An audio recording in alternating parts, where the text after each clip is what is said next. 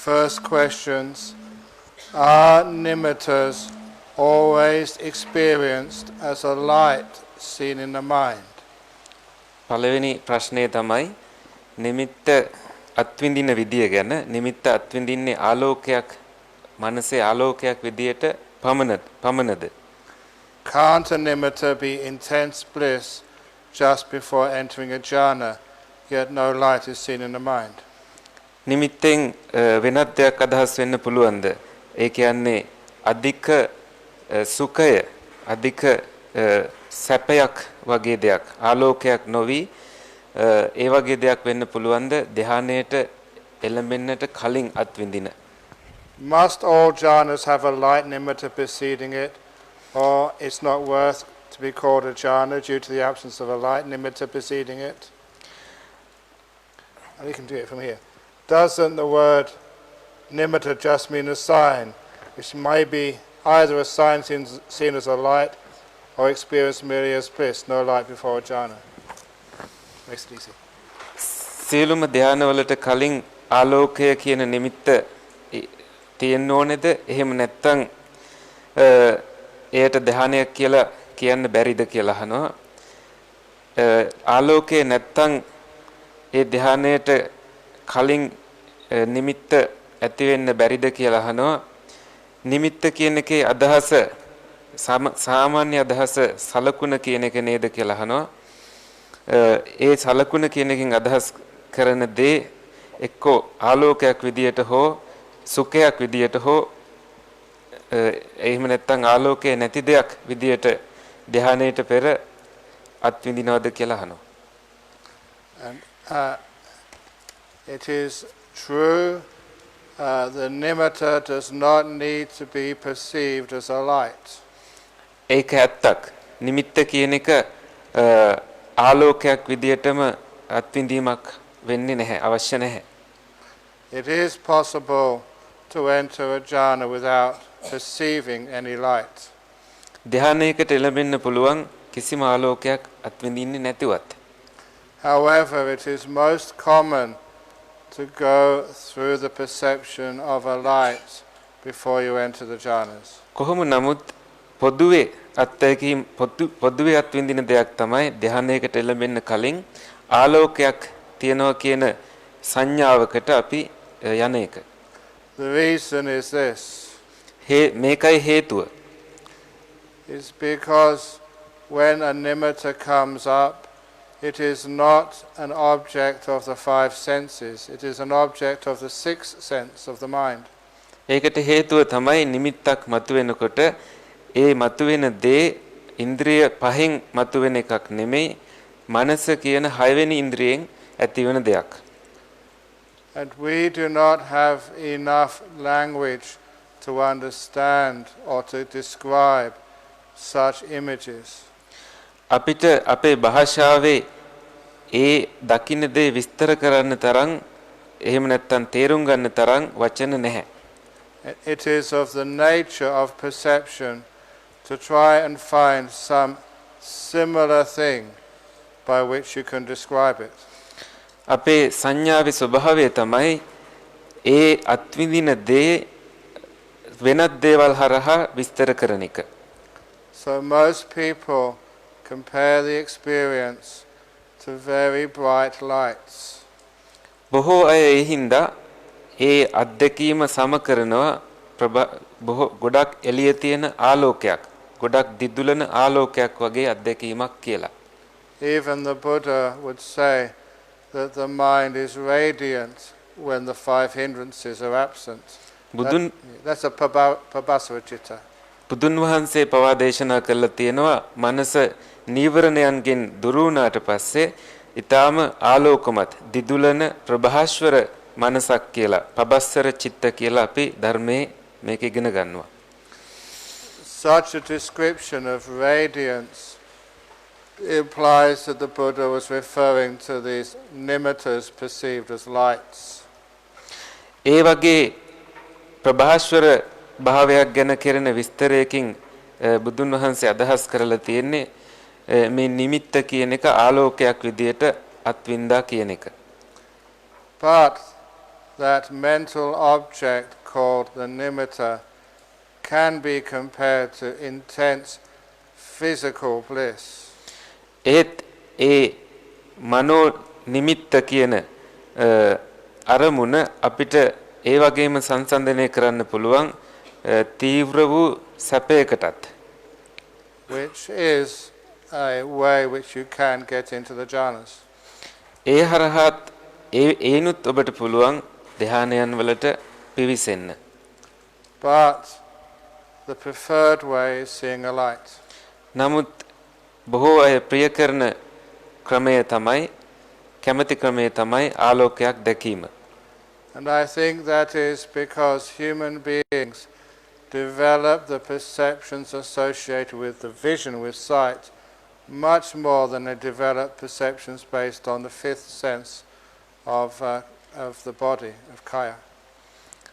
ඒකට හේතුව තමයි බොහෝ මනුෂ්‍යයන් අපි දැකීම කියන ඉන්ද්‍රිය වැඩිපුර දියුණු කරන නිසා කයට තියෙන දැක්මට වැඩිය. And I do prefer teaching people to train so they can perceive the nimitta as a light. It is much easier to work with. මම එහිඳ කැමති බොහෝ අයට නිමිත්ත කියන එක ආලෝකයක් හැටියට උගන්වන්න. මොකද එය පහසුවක් හින්දා ගොඩක් පිරිසකට. But I do agree with the person who wrote the question. It is not necessary, although it is preferable. මම එහිඳ මේ ප්‍රශ්නයත් එක්ක එකඟයි. ඇත්තටම එය අත්‍යවශ්‍ය නැහැ. නමුත් එය වෙන්න පුළුවන්. The next question is in Sinhala. නිවැරදිව සක්මන් භාවනාව කරන ආකාරය හා සක්මන සමග ආනාපාන සතිය වැඩි හැකිද යන්න පහදා දෙන සේක්වා. Could you please explain how to practice walking meditation properly, and can we practice walking meditation with breathing meditation? Please explain. That's one question. Yes, maybe I'll answer that first. If you are practicing walking meditation and at the same time being aware of your breathing, it sometimes happens you're not aware of your walking and you can tread on something or trip over, and it's a danger for your health. ඔබ සක්මන් භාවනාව කරන අතරතුර හුස්ම රැල්ලට අවධානය යොමු කරන්න ගියොතින් හිටි ගමන් කොහේ හරි හැප්පිලා ඔබව වැටෙන්න පුළුවන්. ඔබේ සෞඛ්‍යයට එය හානියක්. And some people try to coordinate the breath with the walking by doing such things as left foot moving, breathing in, right foot moving, breathing out. සමහර මිනිස්සු හුස්ම රැල්ලයි සක්මනයි දෙක සම්බන්ධ කරනවා. ඒක හරියට වම් පාදයේ තබනකොට හුස්ම ගැනීමත් දකුණු පාදයේ තබනකොට හුස්ම හෙලීමත් විදියට. But that seems to be very disturbing. එය ඒ වුණාට බාධාකාරී බව තමයි පේන්නේ. So it seems to be much more preferable for you to be putting your mindfulness on the movement of your feet, not on the breath during walking meditation. ඒ හින්දා මට හිතෙන්නේ හොඳම දේ තමයි සක්මන් භාවනාව කරද්දී ඔබේ පාදයේ චලනය වෙන එකට අවධානය යොමු කරන එක හුස්ම රැල්ලටත් වඩා. So with walking meditation, as I practice it and as I was taught it, first of all I choose a comfortable path. සක්මන් භාවනාවේදී මම පුහුණු වෙන විදියටත් මට උගන්වපු විදියටත් මම ඉස්සෙල්ලාම කරන්නේ සක්මන කරන සක්මන් මළුවක් සකසා ගන්න එක, තෝරා ගන්න එක. So I do not have too much to worry about stepping in the wrong place or tripping over. ඒ හින්දා මට ඒ තරම් කනගාටු දුක් වෙන්න දෙයක් නැහැ. වැරදි වලක වැටේවිද එහෙම නැත්නම් කොහේරි පැටලෙවිද කියලා. මොකද මං සක්මන් මළුව හොඳට තෝරගෙන තියෙන නිසා. And I try to keep my focus of attention with my eyes open on just maybe about 6 foot in front of me. මට පුළුවන් ඇස් විවෘත කරගෙන ඉදිරිය දිහා අඩි 6ක් විතර දුර බලාගෙන අවධානයෙන් සක්මන වඩන්න. I do not close my eyes. මම ඇස් පියාගෙන සක්මන කරන්නේ නැහැ. I do that because it gives a feeling of safety that my eyes can see what I'm going to step on soon. ඒකට හේතුව තමයි මට පුළුවන් මට දැනෙනවා ආරක්ෂිත බවක්. මොකද ඉස්සරහට මම අඩිය තියද්දී ඇස් ඇරිලා තියෙන නිසා මට පේනවා මං අඩිය තියන්නේ කොහෙද කියලා. And if I am walking inside, it means that I don't hit my head on a wall. මම සක්මන් කරන්නේ කොහේ හරි ඇතුළක නම් ඇස් අරගෙන ඉන්න හින්දා මම වැරදිලා ඔළුව කොහේ හරි හප්ප ගන්නෙත් නැහැ. And I usually put my hands in front of me, sometimes behind me, wherever my hands can feel comfortable. සමහර වෙලාවට මම මගේ අත් ඉදිරි පස හෝ පසුපසෙන් තියා ගන්නවා මට පහසුවක් දැනෙන විදියට. Then I start walking, making sure that I am not using walking meditation to work out all of my problems. ඊළඟට මම සක්මන පටන් ගන්නවා වම දැඩිසේ අවධාරණය කර ගන්නවා මගේ තියෙන ඔක්කොම ප්‍රශ්න විසඳන්න නෙමෙයි මම සක්මන් කරන්න කියලා. And I make sure I'm not thinking about the past or about the future, just in the present moment with my walking. ඒ වගේම මම තහවුරු කර ගන්නවා මගේ අතීතය ගැනවත් අනාගතය ගැනවත් හිතන්නේ නැතිව වර්තමානයේ ගැන සිහියෙන් සක්මන කරනවා කියලා. And to help keep in the present moment, I put all of my focus, my attention, onto the movement of my legs. වර්තමානයේ හිත පවත්වා ගැනීමට උපකාරී වෙන්න මම කරන්නේ මගේ පාදයේ චලනයට හොඳින් අවධානය යොමු කරන එක. At the beginning, I just notice left foot moving or right foot moving. මුලින්ම මම හඳුනා ගන්නවා මගේ වම් පාදයේද දකුණු පාදයේද චලනය වෙන්නේ කියලා. It is similar to watching your breathing. You know the breath is going in or going out, just that much. ඒක හරියට හුස්ම රැල්ල දිහා බලනවා වගේ. ඒ කියන්නේ හුස්ම ඇතුළට යනවද පහළට හෙලනවද කියන ගැන. And I walk at a natural pace, just like when I watch my breath, I breathe at a natural pace. මම ඇවිදින්නෙත් ස්වාභාවික පියවර වලින්. ඒක හරියට ස්වාභාවිකවම හුස්ම ගන්නවා වගේ. I do not make the walking slow nor fast, just natural.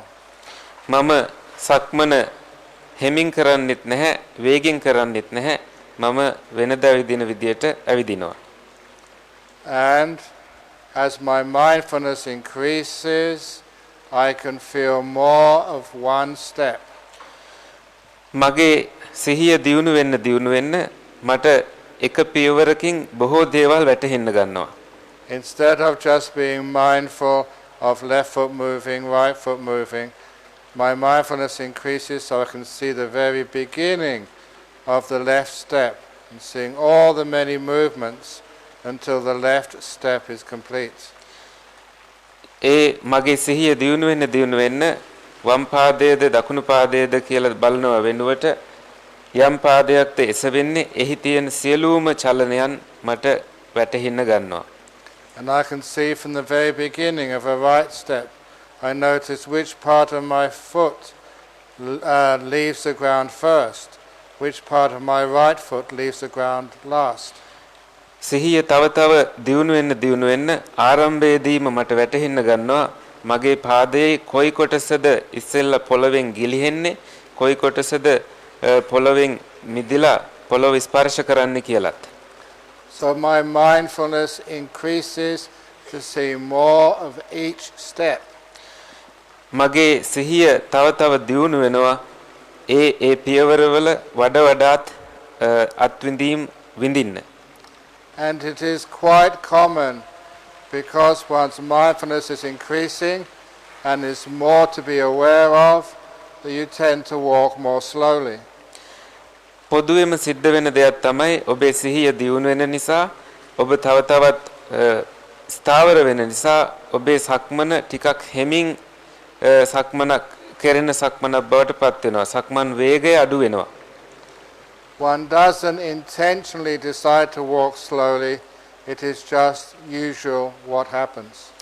ඔබ හිතාමතාම හෙමින් සක්මන් කිරීමට පටන් ගන්නේ නැහැ. ස්වාභාවිකවම ඔබේ සක්මන හෙමින් වැඩෙන්න හෙමින් ඔබේ පියවර තැබීම කෙරෙනවා. And because the mindfulness is increasing and you're becoming more calm, it is very usual that you start to have piti sukha, happiness and joy with the walking meditation. ඔබ බොහෝ සාමකාමී බවට සංසුම් බවට පත්වෙන නිසා ඉබේම වගේ ප්‍රීති සුඛය ඔබට දැනෙන්නත් ගන්නවා. You start to notice you are enjoying this meditation. ඔබ ඊළඟට ඉබේම වගේ වටහා ගන්නවා මේ භාවනාව ඔබ විනෝද භාවනාව තුල විනෝද වෙමින් ඉන්නවා කියලා. The arising of piti sukha with the walking meditation is very important. සක්මනේදී ප්‍රීති සුඛය උපදවාගෙන ඉපදවීම හරිම වැදගත්. It means you can walk so peacefully, so happily for quite a long time. එයින් අදහස් වෙන්නේ ඔබට ඊටාම සාමකාමීව සතුටින් බොහෝ වෙලාවක් සක්මනේ යෙදෙන්න පුළුවන් කියන එකයි. And once you have finished your walking meditation, then find this place or a place where you can sit down as soon as possible, because then you can take the peace and the piti sukha which you have generated in walking meditation and transfer it to the sitting meditation. ඔබ සක්මන හොඳට කෙරුණට පස්සේ ඉවර වෙච්ච ගමන්ම ඔබ ඉඳ ගන්න තැනක් හොයාගෙන ඒ තැන ඉඳගෙන භාවනාව පටන් ගන්න. ඒ සංසුම් භාවයත් ප්‍රීති සුඛයත් එක්කම එතකොට ඔබට පුළුවන් ඔබ සක්මනේදී වඩපු ප්‍රීති සුඛයත් සාමයත් සතුටත් හිඳගෙන කරන භාවනාවට හරවන්න. And to give you some examples from my own experience of walking meditation, when I first ordained as a bhikkhu in Bangkok, I would do walking meditation in the Dhamma hall, in the Sema hall, sorry. ඔබට උදාහරණයක් දෙනවා නම් මගේ අත්දැකීමෙන්ම මම ඉස්සෙල්ලාම තායිලන්තේ භික්ෂුවක් බවට පත් වුණාට පස්සේ මම ධර්මශාලාවේ හෝ සීමා මාලකයේ සක්මන් භාවනාව කරන්න පුරුදු වෙලා හිටියා. The length of the Sema hall was just about the same length as this tent. සීමා මාලකයේ තියෙන දිග දුර ප්‍රමාණය මේ ටෙන්ට් එක වගේ දුර ප්‍රමාණයක් තියෙන්නේ. And it usually took me half an hour, 30 minutes from walk from one end to the other and another 30 minutes to walk back again. සාමාන්‍යයෙන් මට එක කෙලවරකින් අනිත් කෙලවරට යන්න පැය භාගයක් විතර යනවා. ආපහු එන්නත් ඒ තරම් ප්‍රමාණයක් වෙලාව යනවා. And on one morning I was very, very peaceful in my walking meditation, being able to watch every movement of a foot as it rose. එක උදෑසනක මම බොහෝම සිහියෙන් සක්මනේ යෙදමින් හිටියා. මට පුළුවන්කම ලැබුණා මම මගේ පාදයේ ඔසවද්දි දැනෙන හැම විඳීමක්ම පාහේ දකින්න සිහියෙන්. And then I was disturbed by a sound, by a noise. එතකොටම මට බාධා වුණා ශබ්දයකින් පිටතින් ඇහිච්ච. Brahmawanso, Brahmawanso. You don't have to translate that. මට දුරින් ඇහෙන්න ගත්ත මගේ නම ඔය කියපු විදිහට කවුදෝ කියනවා. මට කතා කරනවා ඇහුණා. ඈතින් වගේ. And it was like you were listening to a sound a long distance away. ඒක හරියට ගොඩාක් ඈතින් කවුරු හරි නම කතා කරනවා මොකක් හරි ශබ්දයකට ඔබ ගොඩාක් ඈතින් ඇහෙන එකකට අහන් ඉන්නවා වගේ. So I just continued my walking. මම ඒත් මගේ සක්මන දිගටම කරගෙන ගියා. And I heard it even louder. Brahmawanso. එතකොට මට තවත් වැඩිපුර අර ශබ්දය ආයෙත් ටිකක් වැඩිපුර ඇහෙන්න ගත්තා. And so I took my awareness away from the walking, and I realized there was a monk standing next to me, shouting in my ear. ඊළඟට මම මගේ අවධානය යොමු කරා සක්මණෙන් මගේ ළඟ කවුරුවත් ඉන්නවද කියලා බලන්න. බැලුවහම මගේ ළඟින්ම හාමුදුරු නමක් මට කතා කරනවා මම දැක්කා. I had forgotten that morning I was invited to a house dana where one of the devotees wanted to present some things, some food and some offerings. මට අමතක වෙලා එදා උදේ අපිට ආරාධනාවක් ලැබිලා තිබුණා කියලා ළඟ ගෙදරකින් දානය පූජා කරන්න. Because I was late, the abbot had sent one of the monks to come and get me. මම පරක් වෙලා හිටිය හින්දා ගුරු හාමුදුරුවෝ ආරාමාධිපති හාමුදුරුවෝ තවත් භික්ෂුවකට කියලා තිබ්බා මම කොහෙද ඉන්නේ කියලා හොයන් එන්න කියලා. But when he tried to call me, it was like he was too far away. I could pay no attention. ඒ හාමුදුරුවෝ මට මගේ නම කතා කරාම මට හරියට දැනුනේ උන්වහන්සේ ගොඩාක් ඈතින් ඉඳන් කතා කරනවා වගේ. මට අවධානය දෙන්න බැරි තරම් දුරකින්. So this monk had to stand right next to me and shout in my ear because I was too deep into the samadhi, the stillness of walking meditation. ඒ හාමුදුරුවන්ට ඒ හින්දා සිද්ධ වුණා මගේ කන ගාවටම ගිහිල්ලා මගේ නම හයියෙන්ම කියන්න. මගේ අවධානය ගන්න ඕන හින්දා. And once I realized what was happening, that I had to come out of my meditation to attend this appointment. It took such a long time for me to move my head around to face that monk. මම තේරුම් ගත්තාම දැන් මම යා යුතුයි කියලා මට සෑහෙන වෙලාවක් ගියා මගේ ඔළුව හරවලා අර හාමුදුරුව දිහා හරියට බලන්න පවා. සමාධිය ඒ තරම් තීව්‍ර වෙලා. Because my mindfulness was so strong. Every time you moved your head a tiny bit, there was so many sensations, so much to watch in just moving your head just a small amount. It took about 10 minutes before I could turn it all the way around.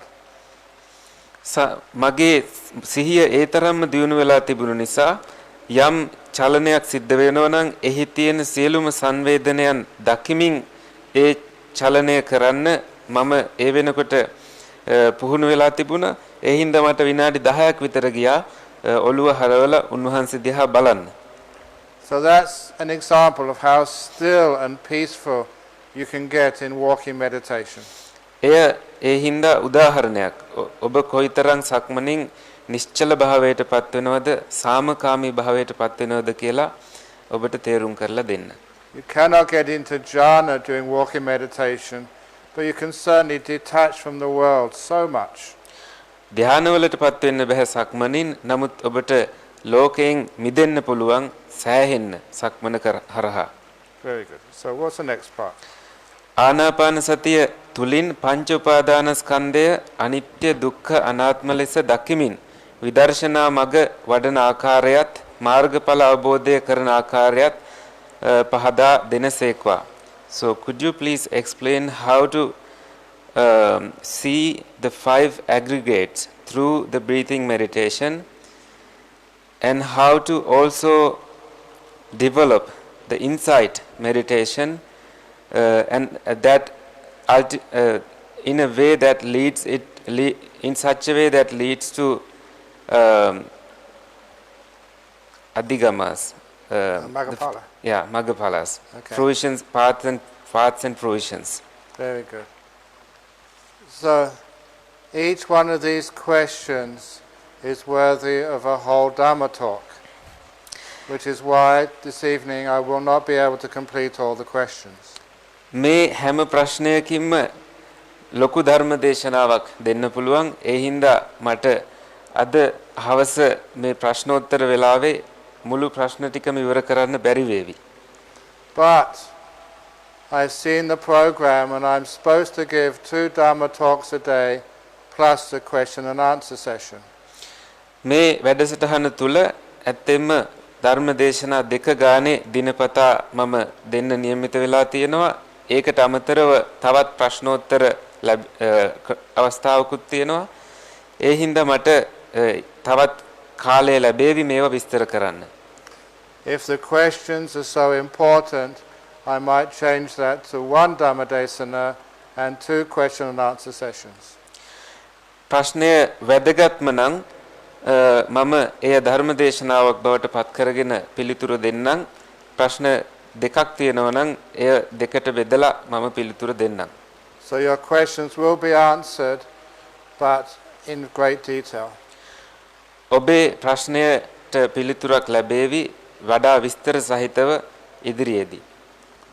So the anapanasati is one of the best ways to attain the jhanas. ආනාපාන සතියෙන් පුළුවන් ආනාපාන සතිය කියන්නේ හොඳම මාර්ගයක් ධ්‍යාන වඩන්නට. So why are the jhanas necessary for Maggaphala? ඇයි ධ්‍යාන අත්‍යවශ්‍ය මාර්ගඵල වලට? Especially in understanding the panch upadana khandhas. විශේෂයෙන්ම පංච උපාදාන ස්කන්ධ තේරුම් ගන්නට. So I'm going to focus on just one of those panch upadana khandhas, which is the sankhara. මම දැන් අරමුණු කරන්න යන්නේ පංච උපාදාන ස්කන්ධ වලින් එකක් ගැන. ඒ එක තමයි සංස්කාර ගැන. In particular, that most important part of sankhara called the cetana or the will. සංස්කාරවල වඩාත්ම වැදගත් කොටසක් තමයි චේතනා කියන එක, කැමැත්ත කියන එක. How can you get insight into the will? කොහොමද අපි චේතනාව සම්බන්ධයෙන් විදර්ශනාව ඇති කරගන්නේ? And it's such a difficult thing to explain that I use a simile. එය ගොඩක් අමාරු එකක් විස්තර කරන්න. නමුත් මම උපමාවක් භාවිත කරනවා. It is the simile of the tadpole and the frog. මම භාවිත කරන්නේ ඉස්ගෙඩියා සහ ගෙම්බා කියන උපමාව. A tadpole is born in the water. ඉස්ගෙඩියා වතුරෙමයි උපදින්නේ. How can a tadpole understand what water is? කොහොමද ඉස්ගෙඩියා වතුර කියන එක තේරුම් ගන්නේ? No more than a fish can understand what water is. මාළුවෙක්ට වඩා කිසි කෙනෙක්ට වතුර ගැන අවධානය තේරුම් ගන්නට බෑ. මාළුව තේරුම් ගන්න ප්‍රමාණය තමයි ඉස්ගෙඩියටත් තේරෙන්නේ. Because water is always there for the fish. මොකද මාළුවට වතුර තමයි කොයි වෙලේත් තියෙන එකම දේ. The difference between a tadpole and a fish is that one day the tadpole grows into a frog. මාළුවත් ඉස්ගෙඩියත් අතර වෙනස තමයි යම් දවසක ඉස්ගෙඩියා ගෙම්බෙක් බවට පත් වෙනවා කකුල් එහෙම ඇවිල්ලා. And one day the frog jumps out of the lake for the very first time. යම් දවසක ගෙම්බා වතුරෙන් ගොඩබිමට පනිනවා පළවෙනිම වතාවට. And that is a very strange experience for the frog. ගෙම්බට ඒක පුදුම අමුතුම අත්දැකීමක්. It is like nothing it has ever experienced. ඒක හරියට ගෙම්බ කවදාවත් අත්විඳපු නැති අත්දැකීමක් වගේ. There is something which has always been there, which it has never noticed before and is now missing. පොළව කියලා කියන්නේ කොයි වෙලේ තිබිච්ච දෙයක්. නමුත් ගෙම්බගේ අවධානයට එය මේ වෙනකන් පත් උනේ නැහැ. දැන් ගෙම්බට එය වැටහෙන්න ගන්නවා. The thing which is missing is water. දැන් පොළවට ගියහම එකක් අඩුයි, ඒ තමයි වතුර. Because the frog is now sitting on dry land. හේතුව ගෙම්බා දැන් වියලි පොළවේ තමයි ඉන්නේ. Only now can the frog understand what water is. දැන් තමයි ඇත්තටම ගෙම්බ වතුරේ තියෙන වෙනස තේරෙන්නේ. That stuff was no longer there. That was water. වතුර කියලා තිබිච්ච දේ තවදුරටත් ගෙම්බට අත්විඳින්න ලැබෙන්නේ නැහැ. ගොඩබිම තුල ඉන්නකොට. Only when things which are always there vanish can we understand what they are. නිතරම අපි දකින්න දෙයක් අතුරුදහන් වුණාට පස්සේ තමයි එහි සැබෑව අපිට වැටහෙන්න ගන්නෙ. In the second jhana, it is so clear that the thing which is missing is your will. දෙවනි ධ්‍යානයේදී පැහැදිලි වන දෙයක් තමයි කොයි වෙලේ තියෙන දෙයක්. ඒ කියන්නේ ඔබේ චේතනා අතුරුදහන් වීම. That is the reason why in the second jhana it is the piti sukha which is made of samadhi, of stillness. Nothing can move it. ඒ හින්දායි දෙවනි ධ්‍යානයේදී ප්‍රීති සුඛය කියන එක ධ්‍යානයෙන් මතුවෙන ප්‍රීති සුඛය එහි මෙහි කරන්න බැරි තරම් ස්ථාවරව මතුවෙන්නේ. That is one of the key experiences of a second jhana. දෙවනි ධ්‍යානයේ වැදගත්ම අංගයක් තමයි මේ අත්දැකීම. For the first time in your memory that something is missing which has always been there, that is the will. පළවෙනි වතාවට ඔබේ මනසේ මෙතෙක් වෙලා තිබුණු දෙයක්, ඒ කියන්නේ සිතුවිලි අතුරුදහන් වෙලා ගිහිල්ලා. Only now can you understand what the will is. දැන් තමයි ඔබට සැබෑවටම චේතනා කියන්නේ මොකක්ද කියලා හොඳටම තේරෙන්නේ. If you haven't achieved those jhanas, it's like living in water all the time, the water is around you. ඔබ ඒ ධ්‍යානය අත්විඳලා නැත්නම් ඔබ තවමත් වතුරේ ඉන්නවා වගේ. කොයි වෙලෙත් ඔබ දකින්නේ සිතුවිලිම පමණයි. You cannot understand it. ඔබට ඒ තේරුම් ගන්න බෑ. You may have all your theories about the will, about Chaitanya, all that you've ever learned about that, but you've never really understood it. ඔබ දැනගෙන ඉන්න පුළුවන් හොඳටම චේතනා ගැන නොයෙකුත් විදියට. නමුත් ඔබට තවම මේ අත්දැකීම ලැබෙනකන් එය හරියටම දැනගන්නට බෑ. Even outside of jhanas, you may not use your will, but it's always there for you in case you want to use it. ධ්‍යානයෙන් තොරවත් ඔබේ චේතනාව පවතිනවා. ඔබට ඕන වෙලාවක භාවිත කරන්න පුළුවන්. In the second jhana, the will is totally absent. Can't find it anywhere. දෙවෙනි ධ්‍යානයේදී එය සම්පූර්ණයෙන්ම නැති වෙලා යනවා. ඔබට එය කොහෙවත් හොයාගන්නවත් බැරි වෙන විදියට. And also the second jhana, because the will is absent, it has a happiness and a bliss which is far exceeds that of the first jhana. දෙවෙනි ධ්‍යානයේදී දැන් ඒ චේතනාව නතුරුදහන් වෙලා තියෙන නිසා ගොඩාක් ගැඹුරට ප්‍රීතියත් සුඛයත් ඔබට අත්විඳින්නට හැකි වෙනවා. So one of the things you see very clearly having emerged from a second jhana is that Chaitanya, your will, is suffering. It is dukkha through and through, 100%. ඔබ එතකොට අත්විඳින දෙයක් තමයි මේ චේතනා කියලා කියන්නේ 100%ක්ම දුකක් කියන එක. Your will is suffering. ඔබේ චේතනාව ඇත්තටම දුකම තමයි. So why do you encourage your will? ඇයි එතකොට ඔබ චේතනාවට සහයෝගය දෙන්නේ? Always doing things. කොයි වෙලෙත් එක එක දේවල් කරමින් ඉන්නේ ඇයි? Putting forth extra will, thinking you can transcend or get out of suffering through will. හරි අපි උත්සාහය යොදනවා වැඩිපුර චේතනා බලය දාලා ඒ තුලින් තවත් එහාට යන්න පුළුවන් කියලා. When the will is suffering. වේදනාව චේතනාවම දුකක් නම් ඇයි අපි එය තව තවත් තර කරන්නේ? And it is nothing to do with you. එය ඔබ සමග කරන් කිසි දෙයක් ඔබට අදාළ නැහැ ඒක. You understand very clearly the will is not me, not mine, not a self. ඔබ පැහැදිලිවම තේරුම් ගන්නවා චේතනාව කියලා කියන්නේ මම නෙමෙයි මගේ නෙමෙයි කියලා. You see that very clearly. ඔබ එය පැහැදිලිවම දකිනවා. Most people always assume that you are in charge of your will. බොහෝ අය කොයි වෙලෙත් අනුමාන කරන දෙයක් තමයි ඔබ චේතනාවේ හිමිකාරයා කියලා. That you decided to come on this retreat. ඔබයි මේ භාවනා වැඩසටහනට එන්න තීරණය කළේ. You know the Buddha's teachings, there's no person in there. ඔබ දන්නවා බුදුන් වහන්සේගේ දේශනාවේ හැටියට ආත්මයක් කියලා එකක් නැහැ කියලා, කෙනෙක් ඉන්නවා කියලා දෙයක් නැහැ කියලා. So who do you think chose to come here? එහෙනම් කවුද මෙහි එන්න තීරණය කළේ? There is something wrong there. මොකක් හරි වැරද්දක් තියෙනවද ඒකේ? When you only after you've achieved a jhana do you understand what will truly is. ඔබ ධ්‍යාන අත්විඳට පස්සේ හොඳටම තේරුම් ගන්නවා ඇත්තටම චේතනාව කියලා කියන්නේ මොකක්ද කියලා. Only when you see it is not me, not mine and or self, that is dukkha, only then can you let go of the will.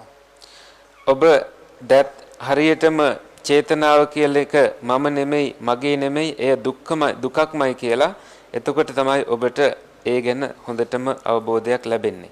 And end rebirth. ඒත් එක්කම නැවත උපත ගැනත් ඔබට අවබෝධයක් ලැබෙනවා. The end of craving. ඒ වගේම තණ්හාවේ කෙලවර දැකීම පිළිබඳවත් අවබෝධයක් ලැබෙනවා. Okay, so that's that question, a long one. What's the next one? That was number 2. I guess we covered both. Okay. Yeah, that's Okay, number please 2.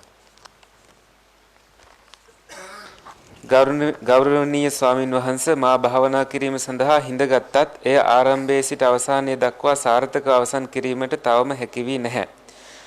Dear Venerable Sir, although I have sat in meditation,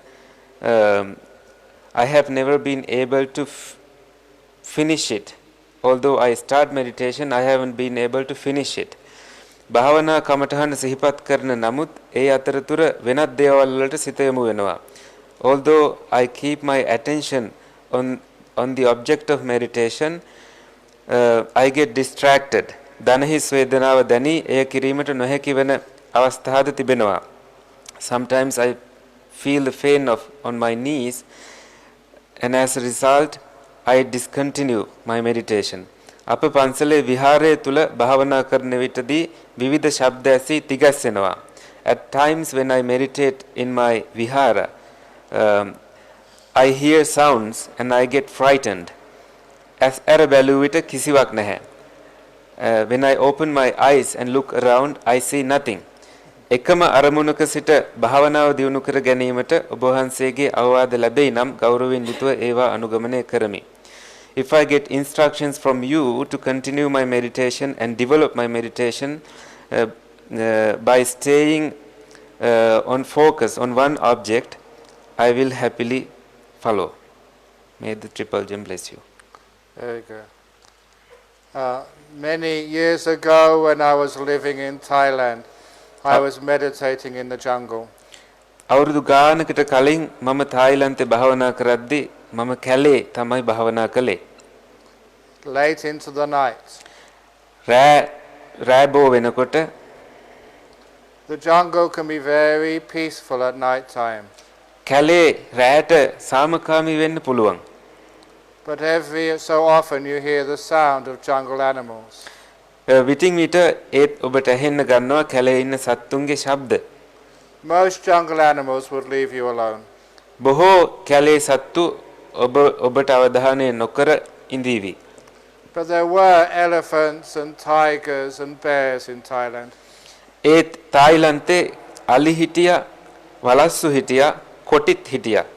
And they could be dangerous. ඒ සත්තු භයානක වෙන්න පුළුවන්. So when I was meditating one evening and I heard a sound of a jungle animal coming close to me, I decided to be very aware not of my breath but of the sound. එක රැයක මම භාවනා කර ඉන්නකොට මට ඇහුණා කැලෑ සතෙක් මගේ දිහාවට එනවා. මම ඊළඟට මගේ අවධානය භාවනාව වෙනුවට ඒ ශබ්දය වෙනුවට යොමු කළා. Just so I could be sure it was not a dangerous animal. එහෙම කරොතින් මට හිතුණා ඒ සතා භයානක සතෙක්ද නැද්ද කියලා දැනගන්න පුළුවන් කියලා. And being very mindful, I listened carefully and decided it was only a small animal. බොහෝම අවධානය යොමු කරාම මට දැනුණා මේ සතා නම් පුංචි සතෙක් කියලා. Nothing to be afraid of. බය වෙන්න දෙයක් නැහැ කියලා. So I went back onto my breathing. ඊළඟ ඒ හින්දා මම මගේ හුස්ම රැල්ලට අවධානය යොමු කරා. Please remember there was no light, it was dark, so I just had to rely on sound to see whether it was dangerous or not. මතකයට ගන්න එතන ආලෝකයක් තිබුණේ නැහැ. තිබුණේ ශබ්දය විතරයි ආරක්ෂාවට ඇහෙන දෙයට අවධානය යොමු කරලයි ආරක්ෂාව සපයාගන්නේ. A minute or two later, it came closer to me. I could hear its sound more clearly, and I realized it was not a small animal, it was a medium-sized one.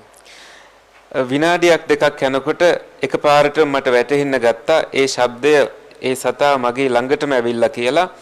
ඒ සතා නම් ටිකක් මධ්‍යම ප්‍රමාණයේ සතෙක් කියලා දැන් මට එන්න තේරෙන්න ගත්තා. The noise it made on the leaves, on the twigs, certainly it was like a medium-sized, not a small one. කොළ මත ඒ සතා අඩිය තියද්දී ඇති කරපු ශබ්දය තුලින්ම මට වැටහුණා මේ සතා පොඩි සතෙක් නම් නෙමෙයි මධ්‍යම ප්‍රමාණයේ සතෙක් කියලා. Still not dangerous. ඒත් මට හිතුණා මේ සතා එච්චර භයානක නෑ කියලා. So I went back to my breathing. ඒ හින්දා මම මගේ හුස්මට අවධානය යොමු කරන්න පටන් ගත්තා. But as it came closer and closer, the sound it was making was such I realized again I was wrong. This was a large jungle animal. ඒ සතා එන්න ලං වුණාම ලං වෙන්න මට තේරුණා මම වැරදි මේ සතා ලොකු සතෙක් කියලා. And it was coming right towards me. ඒ සතා මං ඉන්න තැනටමයි දිගටම කෙලින්ම ආවේ. Because I was sitting very still, it probably couldn't even see me. මම බොහෝම නිශ්චලව ඉඳගෙන හිටිය නිසා ඒ සතාට සමහර විට මව පෙනුනේවත් නැතුව ඇති. But because it was coming right towards me, soon it would smell me. හැබැයි මං ගාවටම එමින් හිටිය නිසා ඒ සතාට මාව ඉවෙන් වගේ දැනෙන්න පුළුවන්. This could be a tiger or an elephant or a bear. මේ සමහර විට කොටියෙක් අලියෙක් හෝ වලහෙක් වෙන්න පුළුවන්. So this was dangerous. ඒ හින්දා මේක නම් භයානක දෙයක්. So I realized I just could not go back to watching my breath. මට ඒ හින්දා තේරුණා දැන් නම් හුස්මට අවධානය යොමු කරන්න ආපහු මට යන්න බෑ කියලා. So I opened my eyes and turned on my torch, my flashlight. මම ඇස් ඇරලා මගේ ටෝච් එකෙන් ටෝච් එක පත්තු කරලා බැලුවා. And looked for it where it was. හොයලා බැලුවා කොහෙද සතා ඉන්නේ කියලා. And then I saw it, I found it, what was making all that noise. ඊළඟට මම හොයාගත්තා මොකද්ද මේ ශබ්දය ඇති කරන දේ කියලා. A tiny mouse about this big, just a mouse. මේ තරම් සයිස් පුංචි මීයෙක්. But my fear had amplified, exaggerated the sound of a mouse to be the same as the sound of a tiger. මගේ බය කොච්චරද කියනවනම් මීයෙක්ගේ සද්දෙත් මට ඇහිලා තියෙන්නේ කොටියෙක්ගේ වගේ සද්දයක් විදියට ලොකු වෙලා.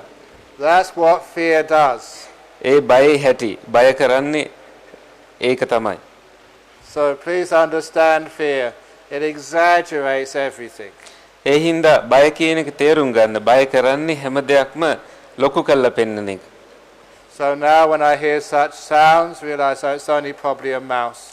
දැන් මට ඒ වගේ ශබ්ද හෙනකොට මම තේරුම් ගන්නවා සමහර විට ඒ මීයක් වෙන්නේ නැති කියලා. So I do not need to be disturbed.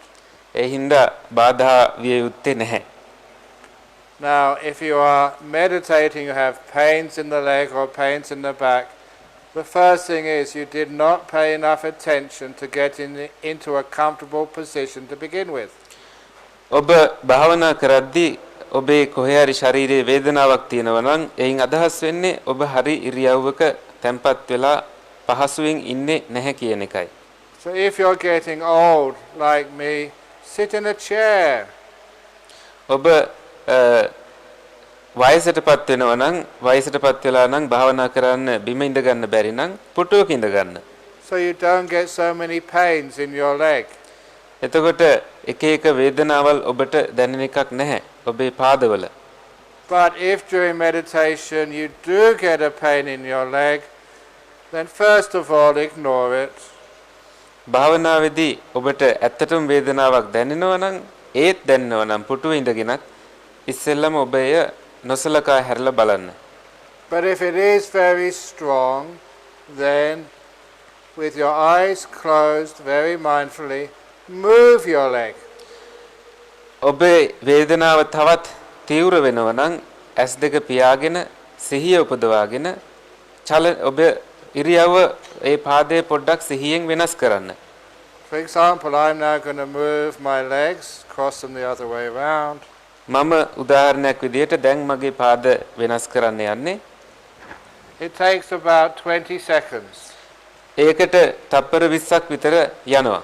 If I did that during my meditation, it would disturb my meditation, but only a small amount. භාවනාවේදී මට මම එහෙම කරනවා නම් ඒකට සුළු වෙලාවයි යන්නේ. I would be going back maybe about a minute in my meditation. බාධාව සුළුයි. ඒ හින්දා මගේ භාවනාව විනාඩියකින් විතර ප්‍රමාද වෙන්න පුළුවන්. But now my body is comfortable. I can make up what I lost very quickly. දැන් මගේ ශරීරය ඊටාම පහසු ඉරියව්වක තැම්පත් වෙලා තියෙන්නේ. ඒ හින්දා ඒ මට නැති වෙච්ච භාවනා කාලය නැවත මට ඉක්මනින්ම ළඟා කරගන්නත් පුළුවන්. So in a couple of minutes I'm back to that same stage as before I moved my legs. විනාඩි කිහිපයකින්ම මම හිටිය තැනටම නැවත භාවනාවේදී පහසු තැනටම ඉලක්ක කරගන්න මට පුළුවන් වෙනවා. But now with no pain. ඒත් දැන් කිසිම වේදනාවක් නැතිව. So now I can continue to go deeper. දැන් මට තව දුරටත් ගැඹුරට භාවනාව කරගෙන යන්න පුළුවන්. So if you are meditating for 1, 2 or 3 hours, it is fine just to adjust the posture 1 or 2 times. ඔබ පැය දෙක තුනක් භාවනා කරමින් ඉන්නව නම් ඔබේ ඉරියව්ව ටිකක් වෙනස් කරාට කමක් නැහැ. It means you don't have to endure pain. එයින් අදහස් වෙන්නේ වේදනාවෙන් දුක් වෙන්න ඕන නැහැ කියන එකයි. The Buddha taught anapanasati, he never taught anapanasati. බුදුරජාණන් වහන්සේ ආනාපාන සතිය දේශනා කරා ආනාපේන් සතිය එහෙම නැත්නම් වේදනා සතියක් කියලා එකක් දේශනා කරේ නැහැ. Very good. And if your mind gets distracted when you're meditating, it could be that you did not make your mind peaceful enough before you started watching the breath. ඔබේ මනසට බාධා එනවනම් භාවනාව කරගෙන යද්දී එයින් අදහස් වෙන්නේ ඔබ සංසුන් උනේ නැහැ කියන එකයි. සාමකාමීව භාවනාව ආරම්භ කළේ නැහැ කියන එකයි.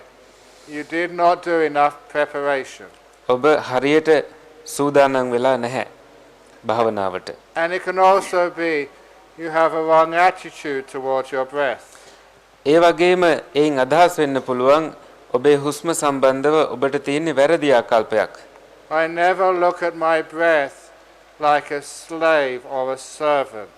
මම මගේ හුස්ම රැල්ල දිහා බලන්නේ නැහැ හරියට සේවකෙක් වහලෙක් කියලා සලකන විදියට. I don't tell my breath what to do. මම හුස්මට මේක කරන්න අරක කරන්න කියලා කියන්නේ නැහැ. Instead I look upon my breath like my best friend. ඒ වෙනුවට මම මගේ හුස්ම දිහා බලන්නේ මගේ හොඳම යාළුව දිහා බලනවා වගේ. And when I'm with a friend, I never try to control them. මම මගේ යාළුවොත් එක්ක ඉන්නකොට කවදාවත් ඒගොල්ලන්ව පාලනය කරන්න මම යන්නේ නැහැ. And when you're with a good friend, you can spend hours with them happily. ඔබ හොඳම යාළුවොත් එක්ක ඉන්නකොට පැය ගාණක් ඔබට සතුටින් ඉන්නත් පුළුවන්. So it is like I see my breath and my breath recognizes my mind. We're very good friends. So we hang out together for hours. ඒක හරියට මම මගේ හුස්ම දැක්කහම මම මගේ හොඳම යාළුවා දැක්කා වගේ හරි කැමැත්තෙන් අපි පැය ගාණක් එකට ඉන්නවා. So try to regard your breath like a friend. ඒ හින්දා උත්සාහ කරන්න ඔබේ හුස්ම ඔබේ හොඳම යාළුවා කියලා දකින්න. But if your breath thinks you're its boss, if you see your boss coming, whether it's your hamdro or maybe your mother or father, as soon as you see them coming, you want to get out as soon as possible to escape. ඔබේ හුස්මට ඔබ සලකන්නේ ඔබේ ලොක්කා එනවා කියලා නම් ඔබ බලන්නේ හුස්මට අවධානය යොමු කරනකොටම පැනලා දුවන්න. ඒකට හේතුව ඔබ කැමති නැහැ ඒ අත්දැකීමට. We always like spending time with our friend who's very kind to us. ඒත් අපේ යාළුවා එක්ක නම් අපි හරි කැමති යාළුවා අපිට කාරුණික නිසා බොහෝ කාලයක් යාළුවා එක්ක ඉන්න. If I was a very fierce monk and I told you, sit up straight, don't walk like that, don't meditate like that, don't get up, then people would not like to meditate with me. මම දරුණු භික්ෂුවක් නම් මම කියනවා නම් මෙහෙම ඉඳ ගන්න යන්න එපා කොහෙවත්. ඒ වගේ මම විධාන කරනවා නම් කවුරුවත් කැමති වෙන්න එකක් නැහැ මාත් එක්ක භාවනා කරන්න. You'd run away as soon as you can. ඔබ පැනලා දුවාවි හැකීක්මනින්ම. So now you know why your breath disappears. දැන් ඔබ දන්නවා ඇයි ඔබේ හුස්ම අතුරුදහන් වෙන්නේ කියලා. It is scared of you. හුස්ම ඔබ දැක්කාම බය වෙලා. Because you're not kind to it. ඔබ හුස්මට කාරුණික නැති හින්දා. Very good. බොහොම හොඳයි. That's 8:45 now, so that's supposed to be the end of the question time, I believe. Is that correct? Very good. There's many more questions here, but we'll answer them probably tomorrow afternoon. Is that good? 3 o'clock? Because I personally have found in teaching, it's good to give a Dharma talk, but the questions and answers are where we learn the most. අපි 8:45 ඉඳ දැන් ප්‍රශ්න උත්තර අවස්ථාව නවත්තනවා. තව ප්‍රශ්න ඉතුරු වෙලා තියෙන ඒවා හෙට හවස 3ට සමහර මම උත්තර දෙන්නම්.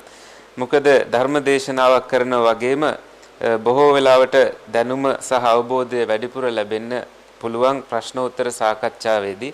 ඒ හින්දායි මම ප්‍රශ්න ටික හවස 3ට උත්තර දෙන්න කියලා හිතුවේ. Is that okay? Very good. Okay. We have to make a little announcement. Yes, please do.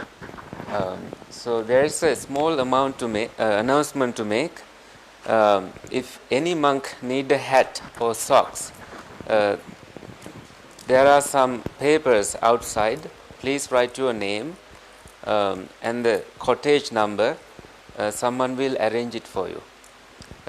යම්කිසි භික්ෂුන් වහන්සේ නමකට හිස් වැසුමක් හෝ මේස් අවශ්‍ය නම් එළියේ කොළ වගේක් තියලා තියෙනවා නම ලියන්න ඒ කොළේ එතකොට සංවිධායක මණ්ඩලය ඔබට එය ලැබෙන්න සලස්වාවි. Very good. I don't need any socks. උන්වහන්සේට සපත් මේස් අවශ්‍ය නැතිලු. You are in heaven. Yes. Now up here it says made in England. You are made in Sri Lanka. Right. I don't need socks. මගේ ඇඟේම ලියලා තියෙනවා එංගලන්තේ නිෂ්පාදනයක් කියලා. Yeah. මම ලංකාවේ නිෂ්පාදනයක්. ඉතින් එංගලන්තේ සීතලට මං හුරු වෙලා ඉන්නේ. So I know made in China, no need socks. මේ වික්ෂුණීන් වහන්සේ චීන නිෂ්පාදනයක්. ඒ හින්දාත් මේස අවශ්‍ය නැහැ. Okay, very good.